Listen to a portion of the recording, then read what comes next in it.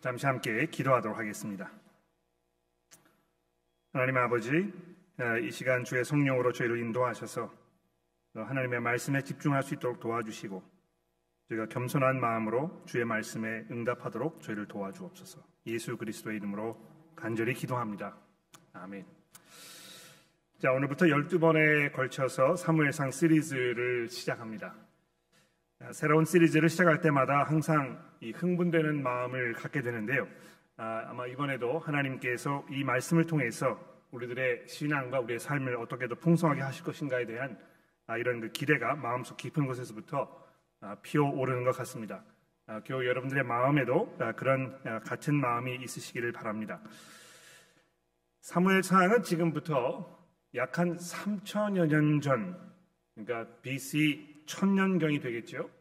아주 오래전에 사랑하는 이스라엘 사람들을 보호하고 인도하기 위해서 하나님께서 일으키셨던 위대한 왕 다윗에 관한 증언입니다. 물론 다윗이 사무엘상 16장에 가서야 처음 등장하고 또 그가 왕위에 오르는 장면은 사무엘 하에 가서야 만나볼 수 있겠습니다만, 그럼에도 불구하고 이 책은 하나님께서 그 사랑하는 백성을 먹이시고 보호하며 이끄시고 보존하시기 위해서 베푸신 아주 그 특별한 은혜 중에 은혜인 이 다윗 왕에 관한 말씀이라는 것입니다. 사무엘상이 다루고 있는 이 시기에 앞서서 이스라엘이 어떻게 되었습니까? 위대한 인도자 모세를 따라서 출애굽을 한 후에 모세의 뒤를 이은 또 한 명의 위대한 지도자 여호수아의 인도하에서 가나안 땅에 정착하여 그 땅을 정복하였습니다만, 여호수아가 죽은 지 약 한 250여 년 동안 안과 밖으로 온갖 환난과 시련을 겪는 그런 그 모진 시간이 이어졌습니다. 잘 아시는 대로 이때 이 위기는 이스라엘이 하나님을 신뢰하지 못하고 자기 자신들의 고집과 죄악으로 자초한 그런 것인데요. 이때 하나님께서 그런 못된 이스라엘을 오래 참으시면서 은혜 위에 은혜를 더하셔서 사사라는 특별한 리더들을 필요할 때마다 보내셔서 이스라엘을 위기에서 구원해내시는 이런 장면이 사사기서에 기록이 되어 있습니다. 그러니까 하나님의 이 신실하심이 아니었으면 멸망을 당해도 몇 번은 멸망을 당했을 그 위기 상황을 이스라엘이 반복적으로 겪고 있었다는 것입니다. 우리 한국말에 이제 그 풍전등화라 하는 이런 말이 있는데, 그런 위태로운 상황이 정말 이스라엘에 끊임없이 반복이 되고 있었는데요. 그때마다 하나님께서 이 사사라는 구원자들을 보내셔서 모세와 여호수아의 전통을 이어받아 아주 놀라운 방법으로, 때로는 전혀 기대하지 못했던 아주 엉뚱한 방법으로 하나님의 백성들을 위기에서 구원해 내기로 하셨던 것입니다. 자, 이렇게 봤을 때 이미 그 성경 맨 앞부분에서부터 이 리더십이 굉장히 중요한 이슈로 등장하는 것을 우리가 볼 수 있습니다. 하나님의 백성의 이 흥망성쇠는 그들을 인도하는 이 리더의 자질과 이 불가분의 관계에 있다고 이렇게 말할 수 있을 것 같습니다. 그러니까 누가 하나님의 백성을 인도하는가에 따라서 그들은 하나님의 그 풍성한 은혜 안에 있기도 하였고, 때로는 걷잡을 수 없는 퇴락과 혼돈의 깊은 늪에서 허우적이기도 했던 것입니다. 이 사사기에서 사무엘상으로 넘어오는 이 중대한 시점에 이 리더십의 이슈를 더욱 강렬하게 부각시켜주는 말씀이 사사기서 맨 마지막 절에 등장합니다. 자, 슬라이드에 보시면, 그때에 이스라엘의 왕이 없으므로 사람이 각기 자기의 소견에 옳은 대로 행하였더라, 이렇게 되어 있습니다. 누구나 자기 멋대로 사는 그 사회는 자유롭고 낭만적인 사회처럼 보일지 모릅니다만, 사실은 무질서가 난무하는 대혼란의 장이 될 수밖에 없습니다. 하나님께서 각 사람에게 양심을 주셔서 그 양심의 목소리를 통해서 우리가 스스로를 억제하고 자제할 수 있도록 하나님께서 이렇게 조치하셨습니다만, 모든 타락한 인간은 양심의 목소리에 귀를 닫아버리고 대신 육체의 정욕을 따라서, 욕심을 따라서 자기의 보전을 위해서 가장 이기적이고 또 파괴적이며 난폭한 결정을 서슴없이 내리는 이런 성향을 근본적으로 사람들이 가지고 있었다는 것입니다. 그래서 각기 자기의 소견에 옳은 대로 행하는 사람들에게는 모세와 여호수아처럼 하나님의 말씀을 따라 하나님의 마음과 생각과 의도하신 바를 계속 리마인드 시켜주고 또 하나님의 말씀에 따라 사는 삶의 본을 보여주면서 그들을 격려하고 가르치며 때로는 훈계할 이 지도자가 절대적으로 필요했던 것입니다. 바로 이런 혼란스러운 상황은 이스라엘에게는 영적인 대위기의 순간이었습니다만 어떻습니까? 성경에서 이 위기가 심각해지면 심각해질수록 하나님의 은혜는 더욱 풍성해지기 마련이라는 것을 우리가 창세기 시작부터 사사기까지의 말씀을 통해서 여러 번 확인한 것입니다. 그런 면에서 전체적으로 이 사무엘 사항은 사무엘 하와 함께 이 위기에 처한 이스라엘을 향한 하나님의 그 신실하심과 그 백성을 향한 하나님의 깊고 넓은 은혜와 사랑에 대한 이런 그 서사시라고 얘기할 수 있을 것 같습니다.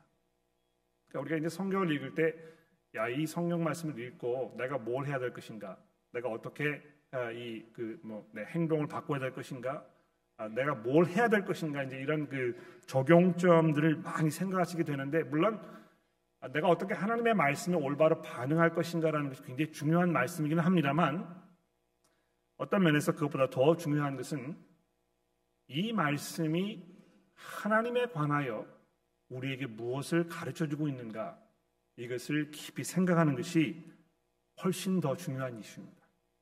그런 면에서 이 사무엘상의 말씀을 통해서 하나님께서 그 백성들을 어떻게 대하시는지, 또 하나님께서 가지고 계시는 그 생각과 의도와 그분의 계획이 어떻게 전개되어 가는지를 우리가 자세하게 살펴보는 이것이 우리에게 큰 도움이 되고 큰 은혜가 되는 그런 일이 될 것임에 제가 확신합니다. 자, 이 사무엘상의 이런 기본적인 메시지는요, 오늘 아침에 봉독된 이 2장 1절부터 시작되는 한나의 기도 속에서 고스란히 드러나게 됩니다. 오늘 아침에 제가 이제 이 기도의 내용을 좀 집중해서 살펴보려고 하는데요.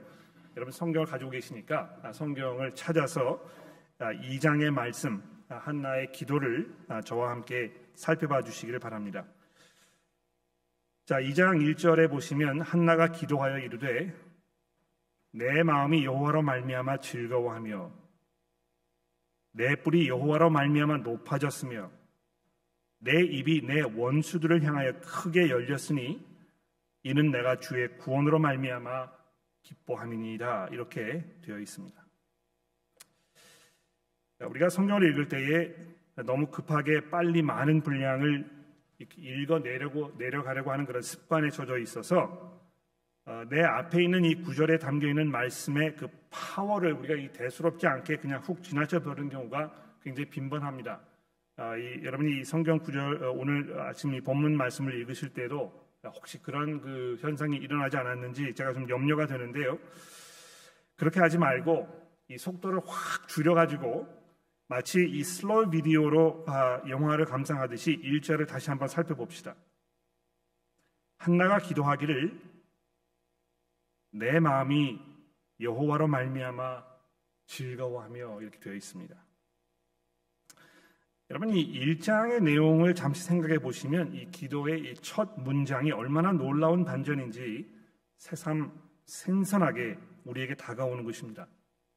여러분 이 1장을 보시면 1장 내내 이 한나의 마음이 온통 어떻게 되어 있었습니까? 분노와 슬픔과 괴로움과 눈물로 엉망진창이 되어 있지 않았었습니까? 6절 말씀을 보십시오. 1장 6절입니다. 여호와께서 그에게 임신하지 못하게 하심으로 그의 적수인 브닌나가 그를 심히 격분하게 하여 괴롭게 하더라. 또 7절에 보십시오. 브닌나가 그를 격분시킴으로 그가 울고 먹지 아니하니.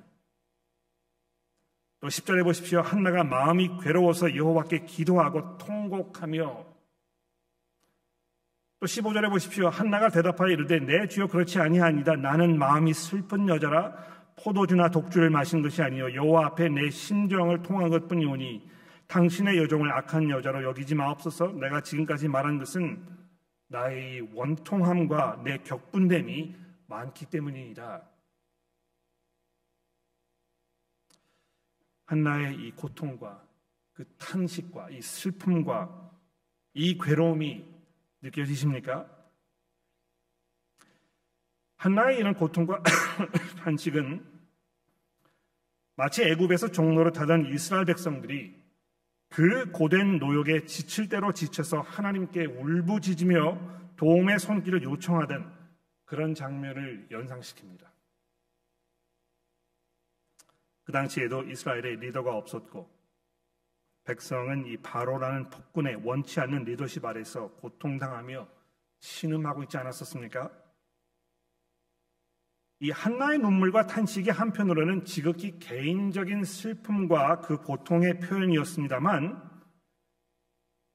이 여자의 이런 절망적인 상황은 사실 왕이 없이 자기의 소견대로 행하면서 연속되는 이 악몽의 악순환에 허우적대던 이스라엘의 이 전체의 탄식을 대변하는 그런 탄식이기도 했던 것입니다. 물론 한나라는 이 여인은 잘 알려지지 않은 촌구석에서 지극히 평범한 남편과 살고 있는 여인에 불과하였습니다. 그러니까 1장에 이제 보시면 맨 앞부분에 이 한나라는 여자의 가정 환경에 대해서 이제 아주 자세하게 설명하고 있는데요. 왜 이걸 이렇게 자세하게 설명하고 있을까? 여기에 등장하는 이런 모든 지명들, 이 모든 인물들, 이 이름, 이 족보, 이게 도대체 우리에게 뭘 이야기해 주는 것이겠습니까? 아무리 눈을 뜨고 성경을 찾아보아도 여기에 등장하는 사람들의 이름이나 여기에 지명이 별로 그렇게 이 중요성을 띠고 있는 곳이 등장하지 않습니다. 다시 말해서 별 볼 일 없는 사람이라는 것입니다. 아주 평범하게 그지없는 이런 사람이라는 것입니다. 그리고 이 여인이 겪고 있던 이 고통은 물론 그녀 개인에게는 말할 수 없는 고통이었습니다만 이 고통은 그녀 이외에도 수많은 다른 여인들이 함께 겪었던 어려움이었다는 것입니다. 그런데 하나님께서 이 여인의 기도에 응답하셔서 그녀에게 베푸신 그 은혜는 그 사람 한 사람의 개인적인 삶의 영역을 뛰어넘어서 이스라엘 전체의 운명을 좌지우지하는 막대한 영향을 끼친 아주 놀라운 사건이었다는 것입니다. 한나를 통해서 태어난 이 사무엘이라는 이 선지자여 사사를 통해서 하나님께서는 그 백성 이스라엘에게 다윗이라는 선물을 보내셨던 것입니다. 이 사무엘의 출생이야말로 이스라엘을 구원하신 하나님의 이 구원의 은혜의 출발점으로 보는 것이 맞는 것 같습니다. 그래서 1절에서 한나가 내 마음이 여호와로 말미암아 즐거워하며 내 뿔이 여호와로 말미암아 높아졌으며 내 입이 내 원수를 향해 크게 열렸다고 기도하였을 때 하나님께서 장차 자신의 아들을 통해서 이스라엘에게 베푸실 은혜가 얼마나 큰 은혜인지 한나가 얼마나 이것을 분명하고 이해하고 있었는지 우리가 분간하기 어렵습니다만 이 기도를 통해서 그녀의 모든 이 선지자들이 그랬던 것처럼 하나님의 마음과 생각, 그분의 계획을 지금 하나님의 백성들에게 이 여자가 공표하고 있는 것입니다. 여러분, 이 고통과 슬픔을 대하는 사람들의 모습 속에서 그 사람의 신앙의 실체가 가장 분명하게 드러나게 되어 있습니다. 우리 교회도 지금 현재 말할 수 없는 고통과 또 큰 슬픔 속에 계시는 분들이 많이 계시는 것을 제가 이 자리에서도 볼 수 있는데요. 이 고통과 슬픔을 당했을 때 내가 여기에 대해서 어떻게 반응할 것인가? 내가 뭘 할 것인가? 내가 어떻게 대응할 것인가? 이런 모습 속에서 그동안 내가 얼마만큼 하나님에 대한 올바른 믿음을 잘 간수해 왔는지가 고스란히 드러나게 되어 있습니다. 어떤 분들은 고통과 슬픔이 찾아오면 자포자기해 버리시는 것 같아요. 하나님께서 전능하시고 선하신 하나님이심을 지식으로 알고 있습니다만 이런 순간이 왔을 때 아무도 자기를 위해서 도움을 줄 수 없을 것이라고 단정을 지으면서 활짝 탓을 하는 것입니다. 또 어떤 이들은 하나님에 대한 원망과 실망감 속으로 자기 자신을 내던져 버리는 것 같습니다. 어떻게 하나님께서 나에게 이러실 수 있겠느냐 하면서 그동안 하나님을 믿었던 자신을 후회하는 것입니다. 전능하시고 선하신 하나님을 찬송한다던 그 목소리는 자취를 찾아볼 수조차 없습니다. 더 이상 교회에 오지 않으시거나 내가 더 이상 신앙생활을 할 수 없다고 문을 닫아버리는 것입니다.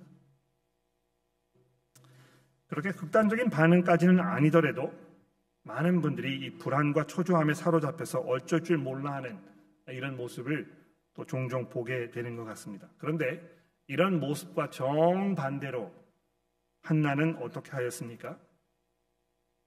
1장 10절에 보십시오. 한나가 마음이 괴로워서 여호와께 기도하고 통곡하며 서원하여 이르되 만군의 여호와여, 만일 주의 여종의 고통을 돌아보시고 나를 기억하사 주의 여종을 잊지 아니하시고 주의 여종에게 아들을 주시면 내가 그의 평생의 글을 여호와께 드리고 삭도를 그 머리에 대지 아니하겠나이다. 한나의 이런 기도가 저에게는 출애굽 사건을 연상시킵니다. 출애굽기 2장에 이런 말씀이 있지 않습니까? 여러 해 후에 애굽 왕은 죽었고 이스라엘 자손은 고된 노동으로 말미암아 탄식하며 부르짖으니 그 고된 고통으로 말미암아 부르짖는 소리가 하나님께 상달된지라. 하나님이 그들의 고통 소리를 들으시고 하나님이 아브라함과 이삭과 야곱에게 세운 그의 언약을 기억하사 하나님이 이스라엘 자손을 돌아보셨고 하나님이 그들을 기억하셨더라.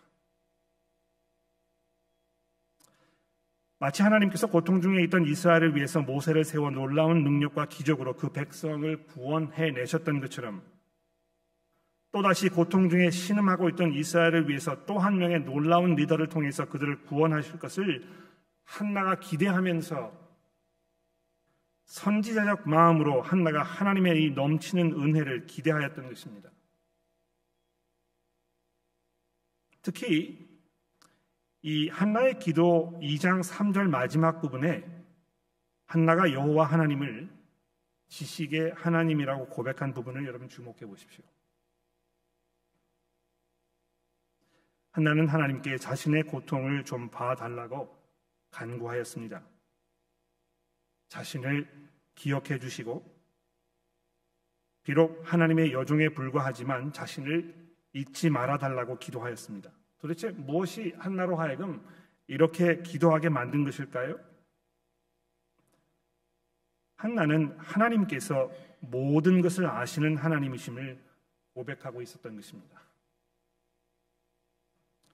이 세상의 구석구석을 한 군데도 빠짐없이 모두 살피시고 그 사랑하는 백성들의 모든 형편을 알고 계시며 각 사람의 마음과 생각과 의도를 간파하셔서 누구도 그분의 눈을 속일 수 없는 그런 분일 뿐만 아니라 사람의 모든 행동을 저울질하셔서 공의로 행하시는 이 하나님이심을 이 여인이 믿음으로 고백하고 있었던 것입니다.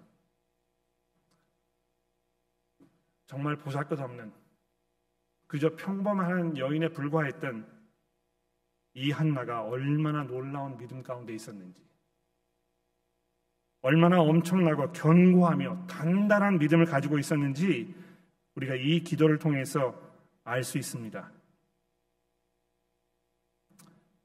그리고 하나님께서는 이런 기도를 들으시고 고통 중에 신음하고 있는 당신의 사랑하는 백성의 형편을 누구보다 잘 아셔서 그들에게 필요한 것이 무엇인지를 가장 잘 알고 계시는 그들의 구원의 하나님이셨던 것입니다.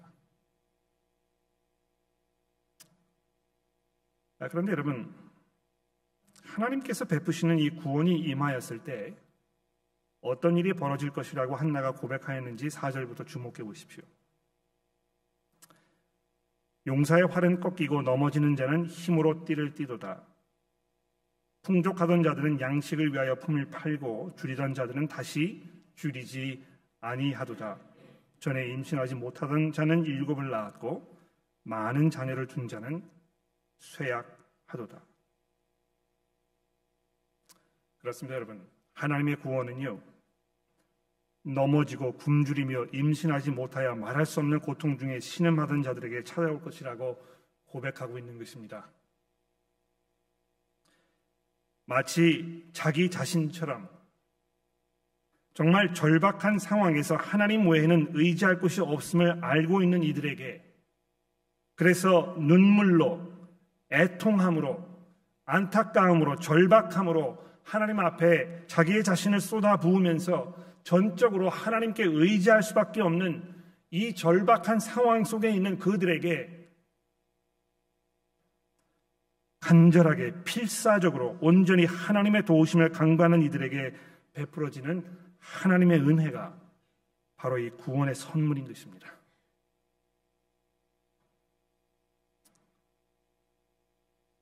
반면에 하나님의 구원이 임할 때에 4절에 용서라고 표현된 이 힘 있는 이들, 또 5절에 일시적 물질적 풍요로움 뒤에 숨어서 자신은 안전하다고 착각하고 있는 이들, 즉 인생의 아무런 절박함이나 자신의 불완전하고 위태롭게 그지없는 현실을 애써 외면하면서 살고 있는 그 사람들에게는 이 구원의 은혜에 참여할 수 있는 기회가 주어지지 않는다는 것입니다. 그 기쁨을 만끽하지 못할 것이라고 한나가 이 기도를 통해서 고백하고 있습니다. 그런 면에서 하나님께서 가지고 계시는 이 세상을 다스리시는 그 원칙은 모든 인간의 생각과 주장을 뒤엎는 그런 원칙이 아닐 수 없습니다. 6절에 보십시오. 여호와는 죽이시기도 하며 살리시기도 하며 스월에 내리시기도 하고 거기에서 올리시기도 하시는도다. 여호와는 가난하게도 하시고 부하게도 하시며 낮추기도 하시고 높이기도 하시는도다. 가난한 자를 진토에서 일으키시며 빈궁한 자를 거름더미에서 올리사 귀족들과 함께 앉게 하시며 영광의 자리를 차지하게 하시는도다. 전적으로 모든 것이 하나님의 선하시고 주권적인 다스림 안에 있음을 알고 있기에 그분 앞에 겸손히 무릎을 꿇으며 하나님을 두려워하고 의지하는 이들이 영원히 수치를 당하지 않게 하시는 그러한 하나님이심을 이 연약한 여인은 분명히 알고 있었던 것입니다. 앤토니 알버니지 수상이 이끈 노동당이 어제 총선에서 압승을 거두면서 재집권에 성공하였습니다. 여당이나 야당이나 예외 없이 자신들이 가지고 있는 계획과 정책들이 이 나라의 번영과 안정을 보장해 줄 것이라고 확신에 찬 여조로 무려 4주나 되는 이 선거 캠페인을 벌였습니다. 지난 수년간 하늘 높은 줄 모르고 치솟는 생활비와 주택난, 미국의 관세 정책으로 전 세계가 요동을 치고 있는 이 때에 과연 현 정부는 물론입니다만 그 어떤 정부도 우리를 안전하게 인도해 줄 수 있는지 우리는 확신할 수 없습니다.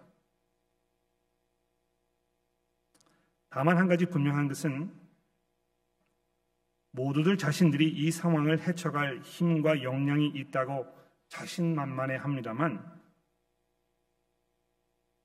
그 누구도 한나라는 이 여인이 보여주었던 이 겸손한 확신과 견고한 믿음을 보여주지는 않는다는 것입니다.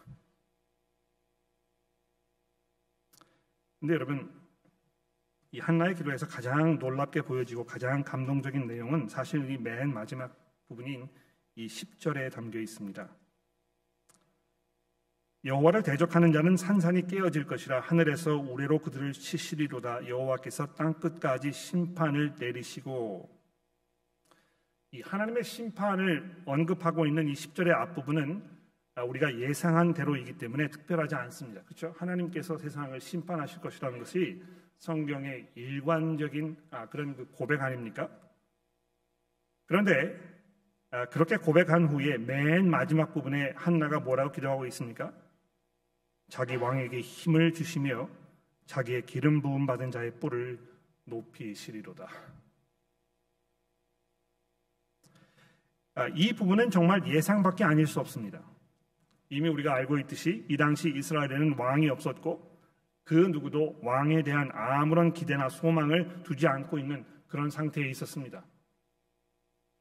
그런데 이 연약한 여인은 이 백성에게 가장 필요한 것이 하나님의 마음과 하나님의 뜻을 따라서 그 백성을 이끌고 인도할 왕이었음을 알고 있었다는 것이고, 그런 왕을 하나님께서 보내주실 것을 기대하며 간구하였던 것입니다. 하나님께서 이 왕을 강성하게 하셔서 그 백성을 인도하시기로, 그래서 하나님의 구원을 베푸시기로 이 여인이 하나님 앞에 간구하며 기도하고 있었던 것입니다.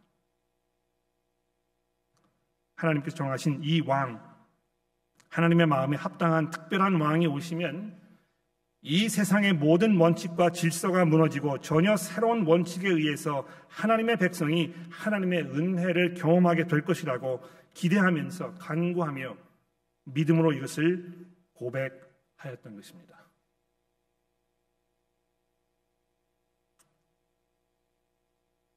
예수께서 빌라도에게 신문을 받으시던 순간에 이렇게 말씀하지 않으셨습니까? 슬라이드를 좀 올려주시겠습니까? 빌라도가 대답하되 내가 유대인이냐? 내 나라 사람과 대제사장들이 너를 내게 넘겼으니 내가 무엇을 하였느냐? 예수께서 대답하시되 내 나라는 이 세상에 속한 것이 아니니라. 만일 내 나라가 이 세상에 속한 것이었더라면 내 종들이 싸워 나로 유대인들에게 넘겨지지 않게 하였으리라. 이제 내 나라는 여기에 속한 것이 아니니라. 예수 안에서 한나는 자신의 기도에 궁극적인 응답을 얻었습니다. 굉장히 오랜 세월을 기다려서 했죠. 무려 1000년 정도의 시간을 한나가 기다렸어야 했습니다. 하나님께서 세우신 그 왕이 나타나셔서 하나님의 백성들을 하나님의 능력과 하나님의 공의로 다스리면서 그들에게 온전한 구원을 베풀어 달라는 이 한나의 기도가 궁극적으로 예수 그리스도의 오심을 통하여 성취되었던 것입니다. 예수께서 겸손한 섬김의 왕으로 오셔서 자신을 아낌없이 온 세상을 위한 대속물로 내어주심으로 하나님의 나라를 완성시키셨습니다. 그런데 그 나라는 누구에게 열려있는 나라입니까? 그 나라에 들어갈 수 있는 자격은 누구에게 주어지는 것입니까? 누가 거기에서 존귀히 여김을 받으며 누가 거기에서 하나님의 백성이라는 이 칭송을 얻게 될 것입니까? 우리가 이 사무엘상의 말씀을 살펴보면서 우리 자신의 모습을 돌아보지 않을 수 없습니다. 하나님께서 보내신 그 왕이 이 땅에 오셔서 우리들에게 하나님의 궁극적인 구원의 은혜를 베푸실 때 내가 그 구원의 은혜에 동참할 사람인가? 또 거기에 동참하기 위해서는 내가 어떤 모습으로 하고 있어야 되는가? 내가 무엇을 기다리면서 어떤 모습으로 살고 있어야 하는가? 이것이 얼마나 근본적이고 중대하며 우리 삶과 직접적인 연관이 있는 이런 이슈인지 모릅니다. 우리가 이 세상에 살고 있지만 이 세상에 속한 사람들은 아닙니다. 오히려 우리는 이 세상을 거슬러 올라가는, 세상과 동의할 수 없는 하나님의 영원한 나라에 우리의 시민권을 가지고 있는 그러한 백성들입니다. 그렇기 때문에 우리는 세상 사람들이 추구하는 안식과 안녕과 번영을 추구하지 않습니다. 마치 그 속에서 우리의 구원이 이루어질 것인 것처럼 우리의 삶과 우리의 모든 것들을 거기에 걸면서 이 땅에서의 성공을 우리 삶의 근본적인 목적으로 생각하는 그런 어리석음 가운데 살고 있지 않다는 것입니다. 오직 우리의 상한 마음과 우리의 고통스러운 현재의 상황은 하나님께서 그 정하신 왕을 통하여 그 나라를 이 땅에 완성시키실 때 비로소 우리 가운데 완성될 것입니다. 사랑하는 교우 여러분, 내가 어떤 왕을 따라갈 것인가? 또 내가 따르려고 하는 그 왕의 모습 속에서 내가 가지고 있는 이 가치관과 내가 중요하게 여기는 이 모든 것들, 그것이 어떻게 투영될 것인가? 이것을 이 사무엘상의 말씀을 살펴보면서 깊이 돌아보고 정리하고 또 하나님 앞에 무릎을 꿇으며 우리 마음과 생각이 새로워지고 우리가 이 그리스도의 왕국을 바라보는 간절한 마음으로 주의 은혜의 자리에 들어갈 수 있게 되기를 간절히 기도합니다. 기도하겠습니다.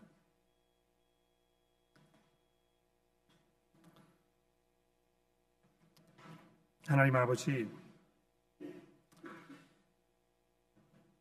겸손한 자를 높이시며 또 고통 중에 있는 자들의 신음을 들으시며 온전히 하나님의 은혜 안에 자기 자신을 맡기는 자들을 귀하게 여기시는 하나님이시오니 하나님의 저희들의 마음과 생각을 지키시고 인도하셔서 저희가 주 앞에 겸손히 무릎을 꿇으며 온전히 우리의 삶을 주께 맡기며 하나님께서 가지고 계셨던 계획과 생각이 예수 그리스도 안에 완성되었다는 사실을 바라보면서 저희가 그리스도의 제자로 살도록 도와주옵소서. 그리스도께서 이 땅에 오셔서 섬김의 모습으로 죽기까지 순종하시면서 하나님께 온전한 것을 온전히 자기 자신을 맡기셨던 것처럼 저희가 그리스도의 제자다운 모습으로 신실한 믿음으로 견고한 믿음으로 인내하며 우리의 삶을 살아갈 수 있도록 저희를 도와주시고 사무엘상의 말씀이 진행되는 동안 저희들을 도전하여 주옵소서. 예수 그리스도의 이름으로 간절히 기도합니다. 아멘.